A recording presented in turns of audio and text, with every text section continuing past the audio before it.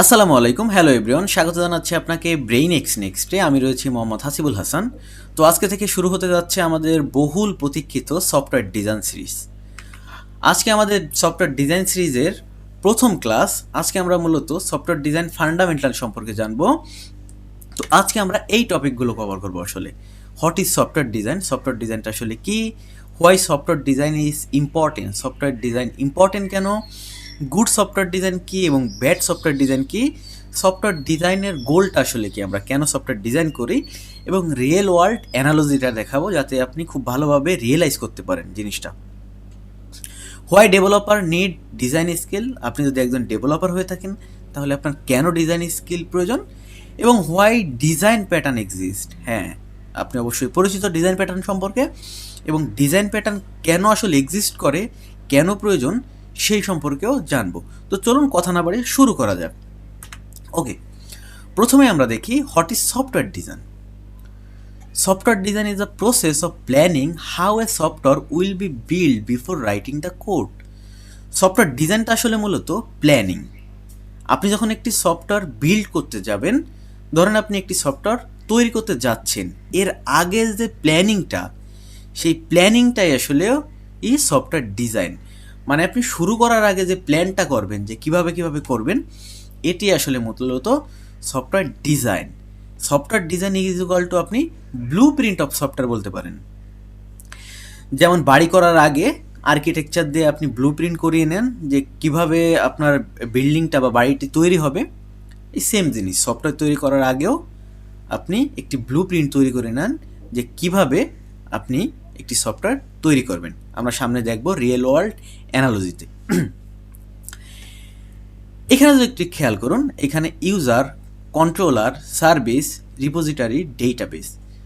আপনারা যারা Java spring বুটের সাথে পরিচিত তারা এই জিনিসটা খুব সহজভাবে বুঝতে পারতেছেন যে আমি কি বোঝাতে চাচ্ছি। আর যারা পরিচিত না, নো প্রবলেম, কোনো সমস্যা নেই, আমি বুঝিয়ে বলছি। আপনি ধরেন ইউজার, আপনি সবসময় কি একটি ওয়েবসাইটে বা একটি অ্যাপ্লিকেশনে রিকোয়েস্ট দেন, যে কোনো রিকোয়েস্টই, ইউজারের কাজই অ্যাপ্লিকেশনে রিকোয়েস্ট পাঠানো। হ্যাঁ, আপনি হয়তো বা ডেভেলপার না হলেও এই জিনিসটি জানবেন না, ইউজারের কাজই অ্যাপ্লিকেশনে রিকোয়েস্ট পাঠানো। এখন 1 2 3 4 এই চারটি যদি খেয়াল করুন, আমি যদি সফটওয়্যার ডিজাইন করি, আমি চাচ্ছি কি আপনি যে কোনোভাবেই ডিজাইন করতে পারেন। আমি জাস্ট এই জিনিসটা দিয়ে আপনাকে বোঝাচ্ছি। আমি চাচ্ছি কি যে কন্ট্রোলার নামে একটি ক্লাস রাখবো আমি, সেই কন্ট্রোলার ক্লাসের ইউজার যত রিকোয়েস্ট দিবে সেই রিকোয়েস্টটি কন্ট্রোলার ক্লাসে আসবে। এবং আমি চাচ্ছি কি যে যত বিজনেস লজিক আছে সেই লজিকটি আমি কন্ট্রোলার ক্লাসের মধ্যে না লিখে আমি সার্ভিসের মধ্যে লিখব। সেই সার্ভিস থেকে সার্ভিস ক্লাসের মেথডকে কল দেবে কন্ট্রোলার, দেন কন্ট্রোলার পেয়ে যাবে।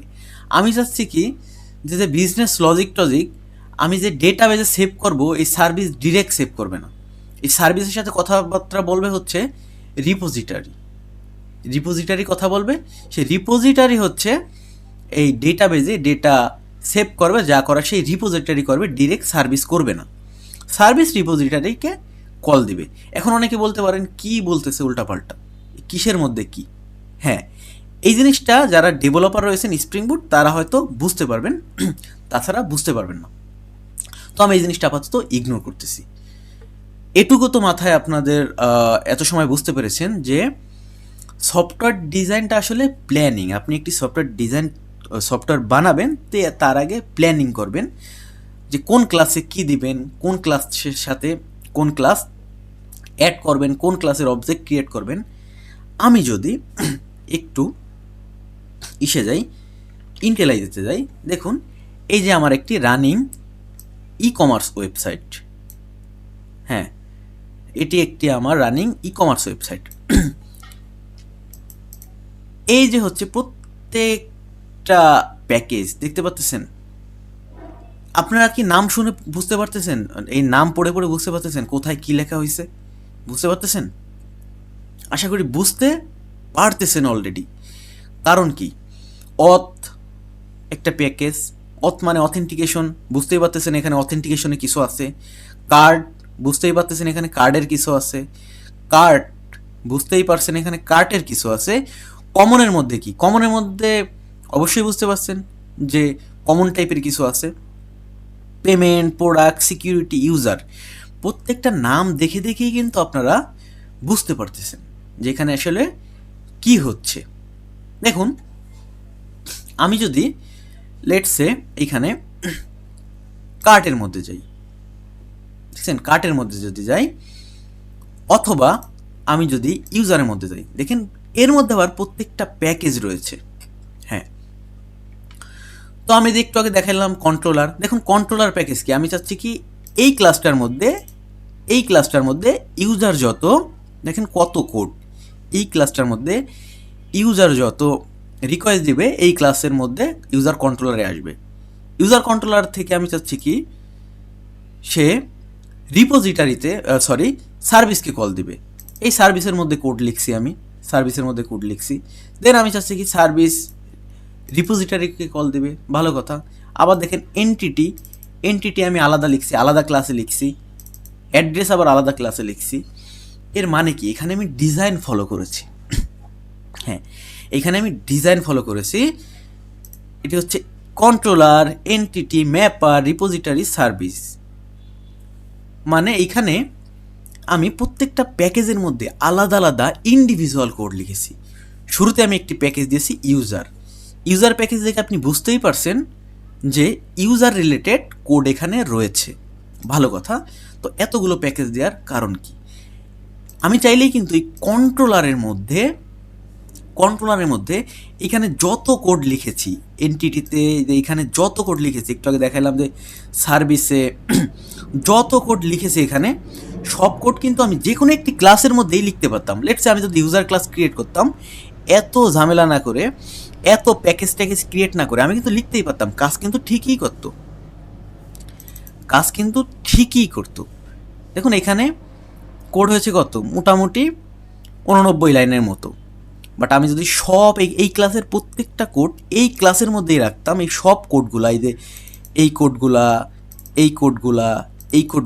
কোডগুলা, তাহলে এখানে কত কোড হতো ধরেন, এইখানে কোড হতো মিনিমাম 4 থেকে 5,000 লাইনের কোড, অথবা 2,000 লাইনের এই কোড ধরেন। তার মানে কি, একটি ক্লাসের মধ্যে কত কোড, এটি আসলে গুড ডিজাইন না। এটি করলে ইনিশিয়ালি আপনি কাজ করতে পারবেন, বাট ফিউচারে প্রবলেম হবে। কি প্রবলেম হবে আমি বলবো। তো আশা করি বুঝতে পেরেছেন, এই কন্ট্রোলার, সার্ভিস, রিপোজিটরি, ডেটাবেস এগুলো নিয়ে মাথা ব্যথার কোনো কারণ নেই। জাস্ট বুঝাইলাম যে এটা হচ্ছে প্ল্যানিং। আমি যখন সফটওয়্যারটা ক্রিয়েট করব তার আগে আমি প্ল্যানিং করেছি যে কন্ট্রোলারের মধ্যে আমি কী রাখবো, এই ক্লাসের মধ্যে কী রাখবো, একটিতে আমি অ্যাড্রেস রাখবো, একটিতে আমি সার্ভিস যত বিজনেস লজিক আছে সব বিজনেস লজিক রাখবো। এটি কিন্তু আমি এই অ্যাপ্লিকেশনটা ক্রিয়েট করার আগেই ডিজাইন করে ফেলেছি, মাথায় আমি সেভ করে ফেলেছি যে আমি এইভাবে করব, কারণ আমি এই জিনিসটি জানি। আমি চাইলে ইউজারের একটা ক্লাস ক্রিয়েট করে ইউজারের মধ্যে সব কিছু লিখতে পারতাম, হ্যাঁ ওটাও কাজ করতো, বাট প্রবলেম হয়তো পরে এবং এটি কোনো গুড ডিজাইন না। তো চলুন আমরা পরবর্তী স্লাইডে চলে যাই। আমি আবারও বলছি, সফটওয়্যার ডিজাইন মাথায় রাখবেন যে একটি সফটওয়্যার ক্রিয়েট করার আগে যে প্ল্যানিংটা, যে কোন কোড কোথায় দিবেন, কোন ক্লাসের জন্য, কিসের জন্য কোন ক্লাস ক্রিয়েট করবেন, কার অবজেক্ট কোথায় আনবেন, এই যে প্ল্যানিংগুলোই আসলেই software design. Why software design is important. এখন আসি সফটওয়্যার ডিজাইন আসলে ইম্পর্টেন্ট কেন। Software design is important because it helps us build software that is easy to understand, easy to maintain, easy to test, and easy to add new feature in the future. এখানে কি বলে, easy to understand, বোঝা সহজ, maintain করা সহজ, test করা সহজ, নতুন ফিচার অ্যাড করা সহজ।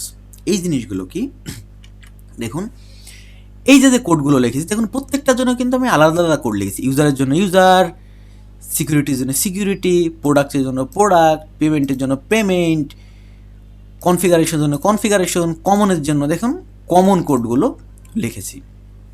এখন এখানে আমি কি বলেছি, ইজি টু আন্ডারস্ট্যান্ড করা সহজ। একটি প্রজেক্টে শুধু আপনি একাই কাজ করেন না, আপনার টিম মেম্বাররা কাজ করে। আপনি যখন কোনো কোম্পানিতে জব করেন, তখন ওই কোম্পানি থেকে আপনি যখন চলে যান, নতুন নতুন ডেভেলপাররা আসে, সেই ডেভেলপারের কোডটি বোঝার প্রয়োজন হয়। তো নতুন ডেভেলপার আসার সাথে সাথেই সে বুঝতে পারবে ইউজার দেখে যে ইউজার রিলেটেড কোড এখানে আছে, এবং এই যে প্রত্যেকটা ক্লাস দেখে সে বুঝতে পারবে আসলে কোন ক্লাসে কোন কোন টাইপের কোড রয়েছে, সে বুঝতে পারবে। বাট এখানে যদি আমি এই ডিজাইনটি এখানে না করতাম, আই মিন প্ল্যানিং না করে একটি ক্লাসের মধ্যেই, ইউজার ক্লাসের মধ্যেই সমস্ত কোড দিয়ে দিতাম, তাহলে কিন্তু বুঝতে অনেক অসুবিধা হতো ডেভেলপারদের বা আপনার টিম মেম্বারদের, বা ফিউচারে যে যারা এই কোড রিড করবে, হ্যাঁ, তাদের কিন্তু এই কোডগুলো বুঝতে অনেক অসুবিধা হতো যদি আমি একটি ক্লাসের মধ্যেই 2-3 হাজার 4-5 হাজার যদি কোড লিখতাম। হ্যাঁ, সেই জন্য বলা হয়েছে ইজি টু আন্ডারস্ট্যান্ড ইজি। সেই জন্য আমরা ডিজাইন প্যাটার্ন আসলে সেই জন্য ইম্পর্টেন্ট। মেইনটেন করা ইজি, টেস্ট করা ইজি। হ্যাঁ, মেইনটেন করা ইজি, খুবই ইজি মেইনটেন করা। আপনি যে কোনো ক্লাস যে কোনো সময় এডিট করতে পারবেন, অ্যাড করতে পারবেন। আপনি চাইলে, আপনি চাচ্ছেন যে আমি ইউজারের রিকোয়েস্টটা একটু চেঞ্জ করব, কোন টাইপের রিকোয়েস্ট আসবে না কি হবে, আপনি কন্ট্রোলারে গিয়ে জাস্ট আপনি চেঞ্জ করে দিলেন। বাট আপনি সব কোড যদি এক এক জায়গায় লিখতেন, তাহলে কিন্তু অনেক প্রবলেম ফেস করতে হতো, আপনি বুঝতেন না, এক জায়গায় ঠিক করতে গেলে অন্য জায়গায় চেঞ্জ হয়ে যেত। বাট আপনি ক্লাস ক্রিয়েট করেছেন আলাদাভাবে, আমি ক্লাস ক্রিয়েট করেছি, সেই জন্য এটি খুবই ইজি। যখন এই সফটওয়্যারটা বিল্ড প্রায় শেষের পথে, তারপরে একটা ফেজ থাকে, সেটা হচ্ছে টেস্টিং ফেজ। টেস্টিং করাও ইজি, এবং নতুন সফটওয়্যার ডিজাইন করাও, আই মিন নতুন ফিচার অ্যাড করাও ইজি। এইখানে আমার কী কী আছে দেখুন, সিকিউরিটি আছে। দেখুন, সিকিউরিটি রিলেটেড যত কোড সব আমি সিকিউরিটি প্যাকেজের মধ্যে রেখেছি আর কি। Product, payment, config, common, cart auth, আপনি কিন্তু বুঝতে পারতেছেন যে অলরেডি কিসের মধ্যে কি। আপনার যদি সফটওয়্যার ডেভেলপমেন্টের এক্সপিরিয়েন্সও না থাকে, আপনি কিন্তু নাম দেখেও তাও বুঝতে পারতেছেন যে অথের মধ্যে হয়তো অথেন্টিকেশনের কোড থাকতে পারে, কমনের মধ্যে হয়তো কমন কিছু থাকতে পারে, কনফিগের মধ্যে কনফিগারেশন টাইপের, পেমেন্টের মধ্যে পেমেন্ট, প্রোডাক্ট, সিকিউরিটি, ইউজার, আপনি কিন্তু বুঝতে পারছেন। হ্যাঁ, এখন নতুন ফিচার অ্যাড করাও ইজি। এখানে আমি চাইলে নতুন প্যাকেজ ক্রিয়েট করে নতুন ফিচার অ্যাড করব। যদি আমি দেখুন, আমি দেখা গেছে এখানে ধরেন কি ফিচার অ্যাড করা যায়, এখানে ধরেন আমি নতুন যে কোনো একটি ফিচার অ্যাড করব। ধরেন কি বলবো, লেটস সে প্রাইস। ওয়েবসাইট থেকে তো অনেক করে, তাই না, প্রাইসও দেয় অনেককে। ধরেন আমি একটি প্রাইস রিলেটেড ফিচার অ্যাড করব, যে আপনি অমুক এই কয়টি প্রাইস কিনলে আপনি একটি প্রাইস পাবেন।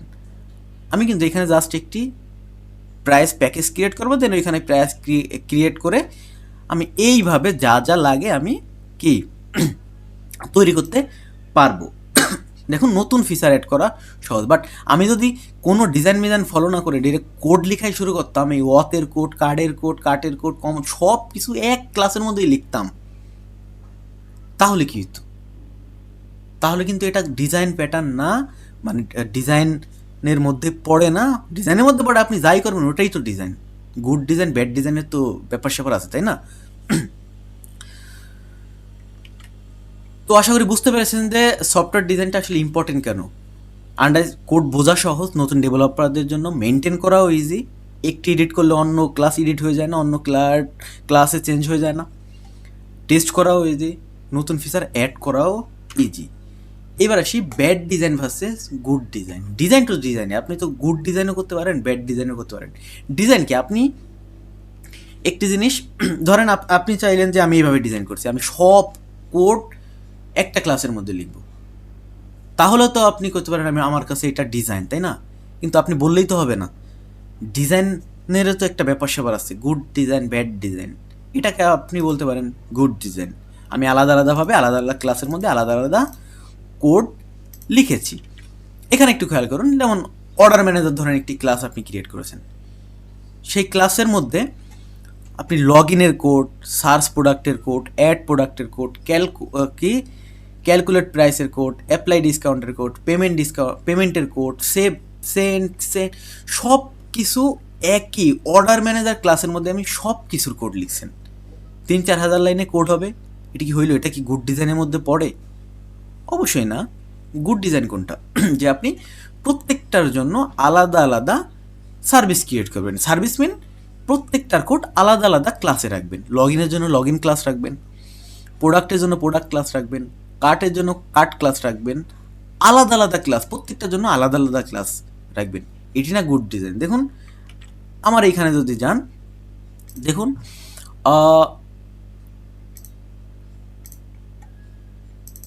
দেখুন এখানে লগ ইনের জন্য আমি আলাদা অথ সার্ভিস নামে একটি ক্লাসই ক্রিয়েট করেছি। বুঝছেন? অথ সার্ভিস নামে একটি ক্লাসই ক্রিয়েট করেছি লগ রেজিস্ট্রেশনের জন্য। আবার যদি আপনি ইউজারে যান, ইউজারতে অলরেডি একবার দেখাইছি। দেখুন সার্ভিসে ইউজার সার্ভিস নামে একটি ক্লাসই ক্রিয়েট করেছে আলাদা। আবার যদি প্রোডাক্টে যাই, প্রোডাক্টে গিয়েও প্রোডাক্ট সার্ভিস নামে আলাদা ক্লাসই ক্রিয়েট করেছি। আমি কিন্তু একই ক্লাসের মধ্যে সব কিছু লিখিনি। এটি হচ্ছে ব্যাড ডিজাইন এবং গুড ডিজাইনের মধ্যে পার্থক্য। আশা করি বুঝতে পেরেছেন যে ব্যাড ডিজাইন হচ্ছে আপনি একটি ক্লাসই ক্রিয়েট করে সব কিছুই একই ক্লাসের মধ্যে লেখা শুরু করছেন। হ্যাঁ, বাট গুড ডিজাইন হচ্ছে দেখাইলাম যে আলাদা আলাদা সার্ভিসের জন্য, আলাদা আলাদা ফিচারের জন্য আলাদা আলাদা ক্লাস করে ওই ক্লাসের আলাদা আলাদা কোড যার যার কাজ অনুযায়ী লিখবেন। লগ ইনের কোড লিখবেন লগ ইন ক্লাসে, প্রোডাক্টের কাজ লিখবেন প্রোডাক্ট ক্লাসে, কার্ডের কাজ লিখবেন কার্ড ক্লাসে, আই মিন কার্ড সার্ভিস আর কি। তো এইভাবে মানে এক একটা কাজের জন্য ইন্ডিভিজুয়াল ক্লাস বা ইন্ডিভিজুয়াল দায়িত্ব এক একজনকে দিবেন, একজনকে সব কিছুর দায়িত্ব দিবেন না। এবার আসি সফটওয়্যার ডিজাইনের গোলটা আসলে কি, সফটওয়্যার ডিজাইনের উদ্দেশ্য কি। আমি অলরেডি হয়তো আশা করি বুঝতে পেরেছেন। Easy to modify and fix the code. Modify এবং ফিক্স ইজি, টোটালি ইজি করা। কারণ আমরা গেলেই বুঝতে পারি যে আমার ইউজার চেঞ্জ করা দরকার, ইউজারের মধ্যে যাব এবং ইউজারে দেখা গেছে যে ধরেন সার্ভিসে লজিক কিছু চেঞ্জ করা দরকার, এইখানে যাব, এই যে সব ইউজারের লজিক, এইখানে আমি গিয়ে ইউজারের লজিক চেঞ্জ করব। তার মানে কি মডিফাই করাও ইজি, ফিক্স করাও easy. Write once, use in many place. একবার লিখে বিভিন্ন জায়গায় ইউজ করা যায়। যেমন ধরেন আমি একটি এখানে ডিজাইন করেছি, আমি একটি ইন্টারফেস ক্রিয়েট করেছি ইউজারের জন্য। এখানে শুধু আপনারা ইন্টারফেসের কনসেপ্ট অলরেডি জানেন যে এখানে শুধু মেথড লিখেছি, ইউজার সার্ভিস, এবং এই ইউজার সার্ভিস চাইলে এটাও কিন্তু ডিজাইনের মধ্যেই পড়ে, তাই না? আমি চাইলে তো এই যে একটি ডিরেক্ট কোড লিখতে পারতাম এখানে, এই ইমপ্লিমেন্ট করার প্রয়োজন নাই, ইমপ্লিমেন্ট করার কিন্তু প্রয়োজন নাই, ইমপ্লিমেন্ট না করলেও কিন্তু হতো। দেখুন আমি যদি ইমপ্লিমেন্ট না করি, আচ্ছা কোড আজকে না বোঝাই, কোড তো বোঝার বিষয় না। আপনারা হয়তো অলরেডি আপনাদের ওপি সম্পর্কে ধারণা আছে যে ইন্টারফেস কি। ইন্টারফেস হচ্ছে রুলস ডিফাইন করে। তো এই যে একটি ইন্টারফেস ক্রিয়েট করেছি, এই ইন্টারফেসটা আমি এই ক্লাস থেকে ইউজ করেছি ইমপ্লিমেন্ট করে, এই যে ইউজার সার্ভিস ইন্টারফেসটা, দেন এখানে কোড লিখেছি। আমি চাইলে এই ক্লাসটা কিন্তু যে কোনো জায়গা থেকে ইমপ্লিমেন্ট করতে পারতাম। হ্যাঁ, যে কোনো জায়গা থেকে ইমপ্লিমেন্ট করতে পারতাম। এটিও কিন্তু একটি ডিজাইন।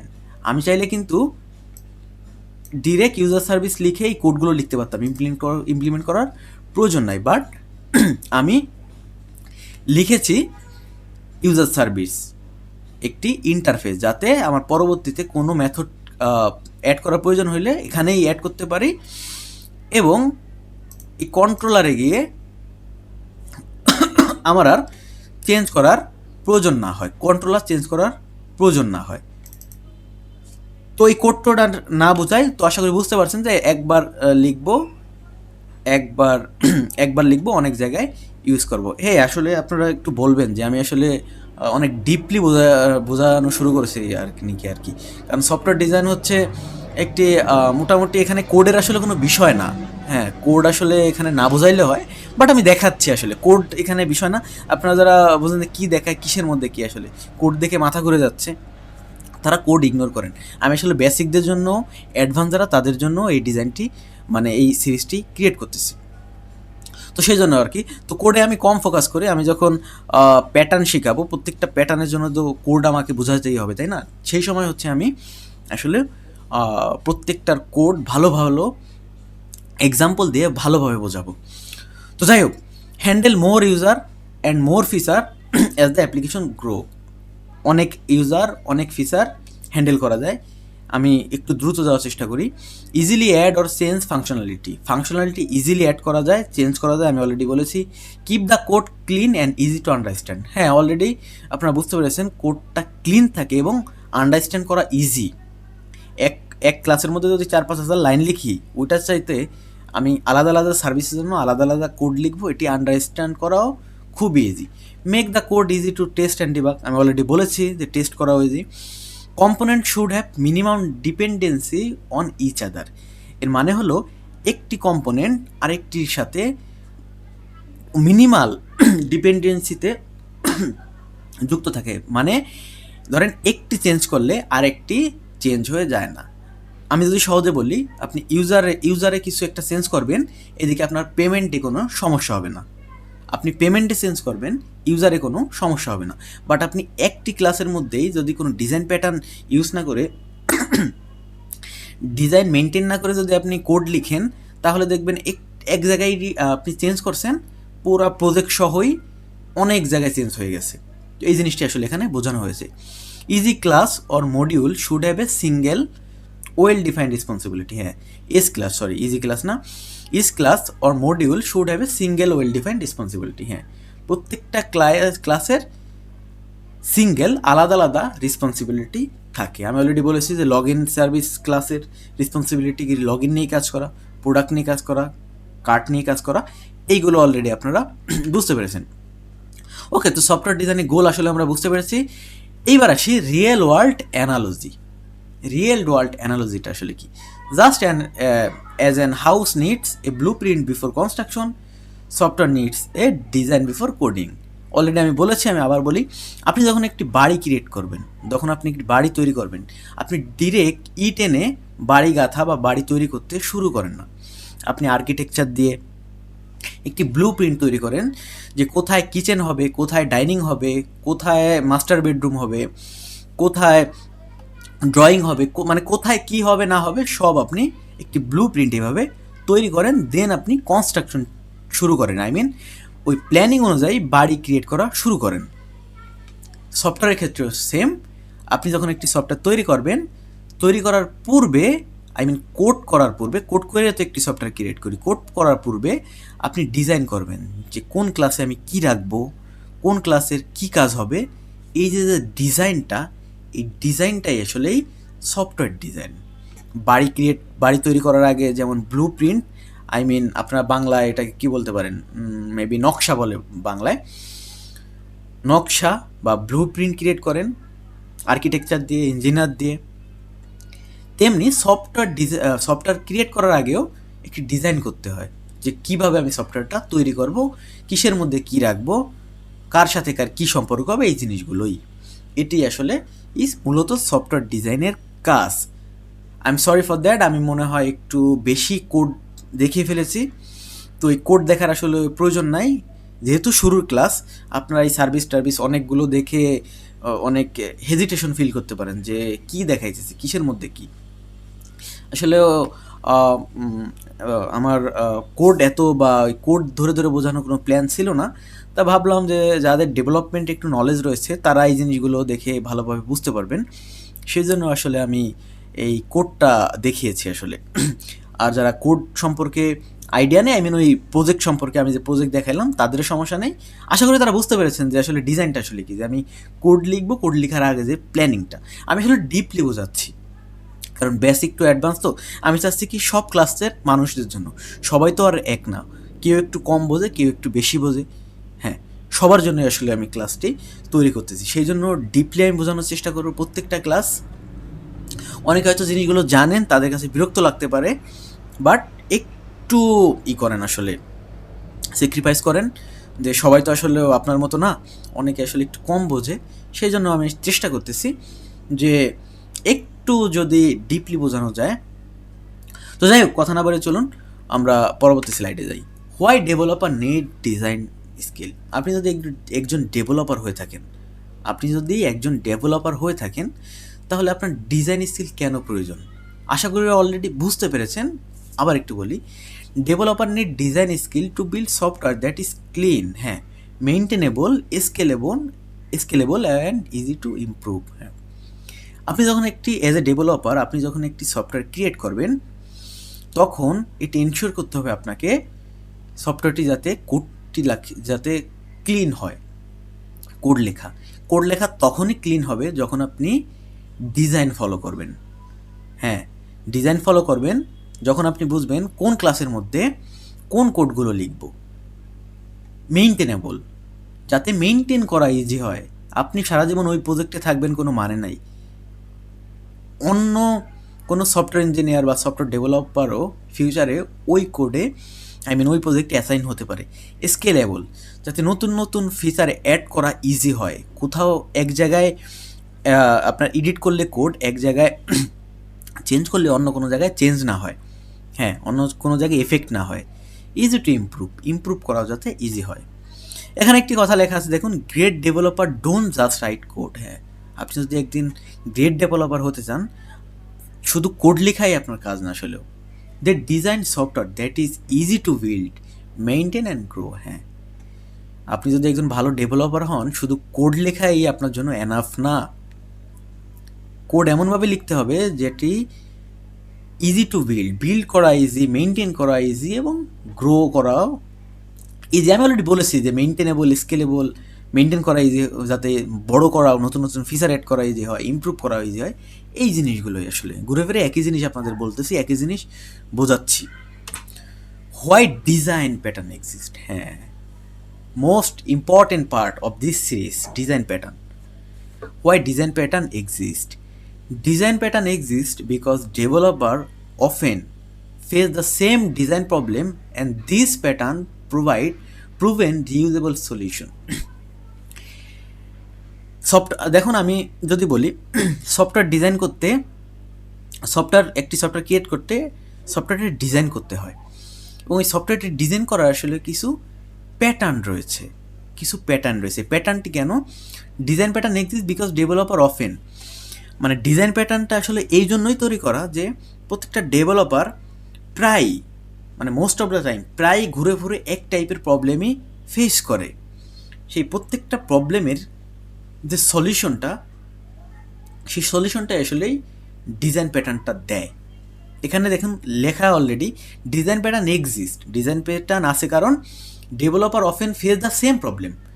ডেভেলপাররা প্রায়ই কমন কিছু প্রবলেম ফেস করে, এবং এই ডিজাইন প্যাটার্নটা সেই যে কমন সেই প্রবলেমের সলিউশনটা হচ্ছে ডেভেলপারকে দেয়, যাতে সে ইজিলি সেই প্রবলেমটা ফেস করতে পারে।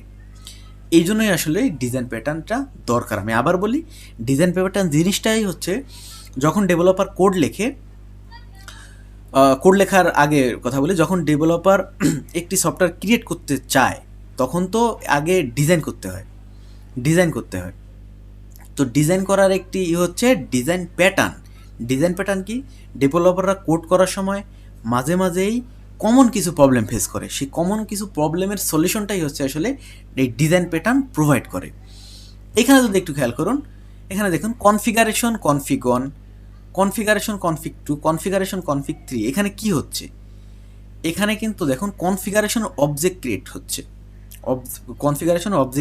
এখানে কিন্তু 3টা অবজেক্ট ক্রিয়েট হচ্ছে। আপনারা অলরেডি যারা জাভা জানেন তারা কিন্তু অলরেডি বুঝতে পেরেছেন যে এখানে কনফিগারেশনে 3টা অবজেক্ট ক্রিয়েট হয়েছে।